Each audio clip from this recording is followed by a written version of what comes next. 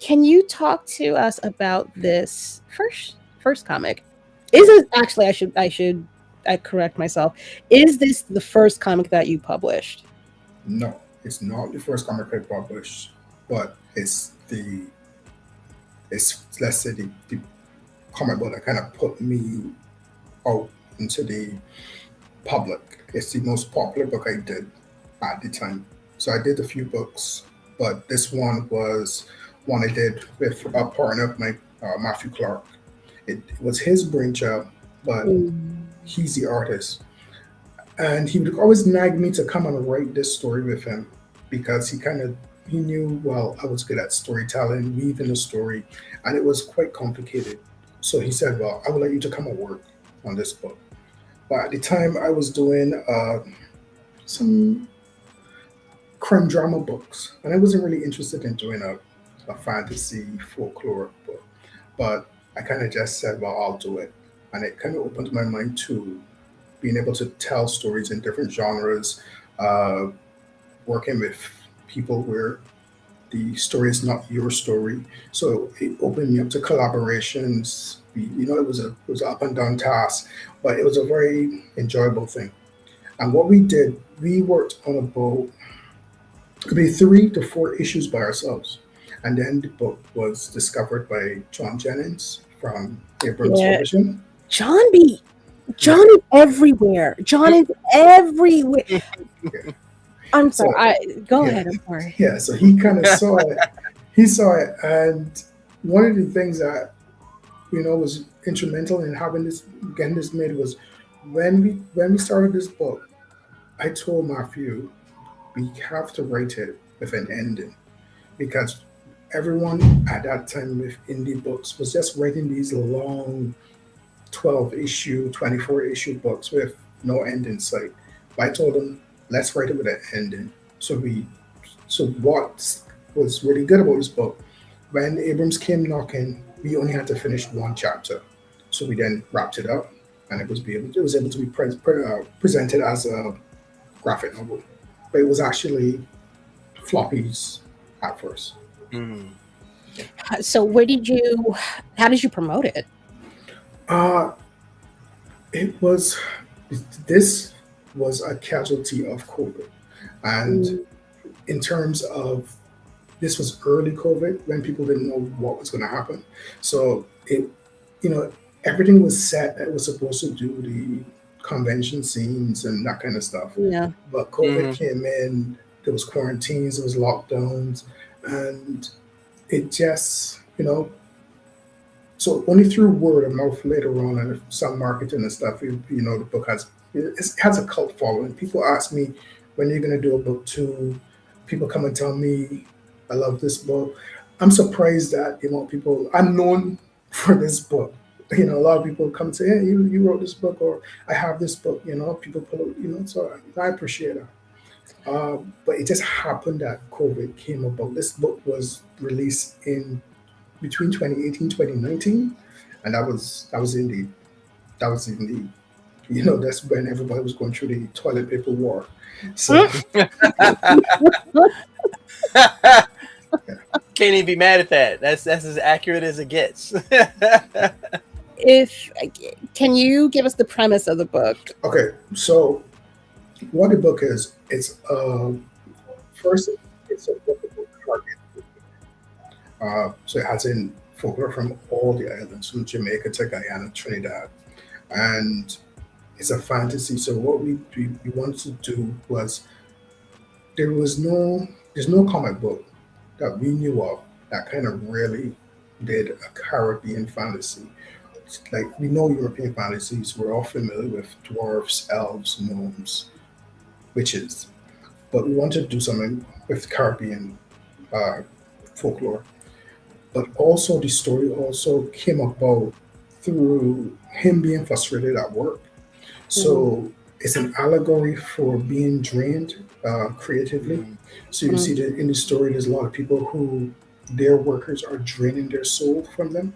So the Oh. magic in the world is called vibes.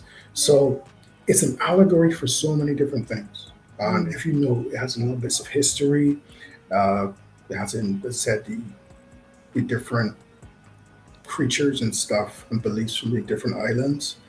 And then it still has like a in our country, Barbados, uh, we used to personify hard times with a man called Harding, which was an effigy we burnt after the crops. So the villain of the story is called Mr. Harding, based on the effigy that we used to burn after crop over. So it's little things like that, where it's a little bit of historical stuff mixed with cultural stuff. The main protagonist at the front, you see, he has two, we would say, machetes, and he's a cane cutter. And also, it deals with stuff like the landship, which is it's a bit hard to describe to someone who's unfamiliar, but it's almost like a guild of people. It was used back in the day. It used to be used like a almost like a bank kind of like a social group, but it also had dances and that kind of stuff. So it's very, very cultural, musicians and stuff like that. So we kind of blended a lot of that stuff in it. So the man on the upside, this book could be read upside down. So the flip side, the guy in the top hat is Mr. Harding. And he's a personification of hard times. Got you. Got you. Let me just do a little bit of a plug here. I don't mean to cover your face. If you guys would like I see his mustache. He's there. a little bit of something. If you want to pick up Hard Ears, it is still available. It's over on that place that y'all know I don't like, but since it's readily available over there, go ahead and make sure you put this in your shopping carts and hit click to buy. Whoop. It is a great book, actually. I want to see if I can. You know what? Let's do this. Let's see if I can do that. I'm going to share this tab instead, As you should. as I should, so that you guys can see some of the now look at you. Look at you. Where did you go? Ugh, I hate this goddamn thing. Share screen. Oh, share that one. Nope, don't want to share that one. I'd really like to share that one. That's the one that I've been looking for all my life, my whole life. You can't share that. You can't. I can't share it apparently. So these are some of the images that are in this book. Matthew Clark drew this. Is that correct? Yeah. Yeah. And he actually came up with a lot of he is the brainchild behind this story. So a lot of it is his imagination. And where I came in was to weave the narrative and to keep it structurally flowing. Almost You were like the guardrails for him to stay on task. yeah. And when you're working with an artist, you need someone to kind of rein them in. But I also wrote a lot of it. I wrote the plot of the story and stuff like that. It was a very, it was a learning experience. I had a really great time with it. And as I said, it wasn't something that I thought I would have jumped into. But in the end, I really, really, really love it. Really appreciate it. The imagery is gorgeous. Yeah. It's like I said, you don't miss, sir. Mm-hmm. King of the 3 pointers, he hits it from half court with one hand. Exactly, precisely. I want to ask you so many questions, but I know that, and I don't want to cut you short. How was it work? How did working with Matthew, I guess, shape you to be a better comic book writer? Okay. Because you've got a lot more. You have a lot more control over your narrative and your storytelling. But when it comes to drawing it, I feel like you might need to expand. Okay, so me and Matthew, we were close friends in terms of we kind of met through comic books. So he drew the first book I did, which was called Life and Death in Paradise, which was a gritty crime drama. Like, think of like one of those Brazilian gangster movies kind of thing, because we kind of like the same stuff. And what kind of I would tell anyone, it's very easy to work with someone once you have a synergy where you both have the same ideas and you're just clicking and everything is going and everything is flowing, right? Hmm. Um, but when we started to work on hard ears, it was a little different because we had to adjust because it was his ideas and he was the person who was coming up with stuff.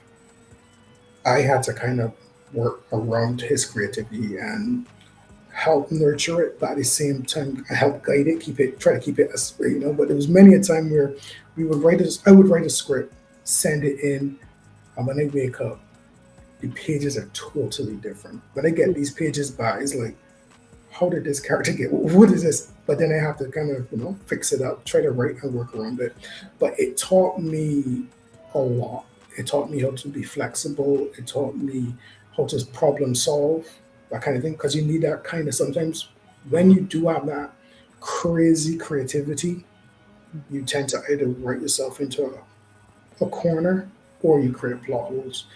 So you need someone to be able to kind of see it and be able to, there's nothing about it, but you could point to me that I would tell you, yeah, I know, that was something. We know, that kind of stuff. But you learn from it. So it was a learning experience. It's a learning experience. Okay, let me see. Let me bring you back in. All right, so you went from hard ears, Mhm. all of that learning, all of that thriving. How did we get to Diary of Stray Dogs?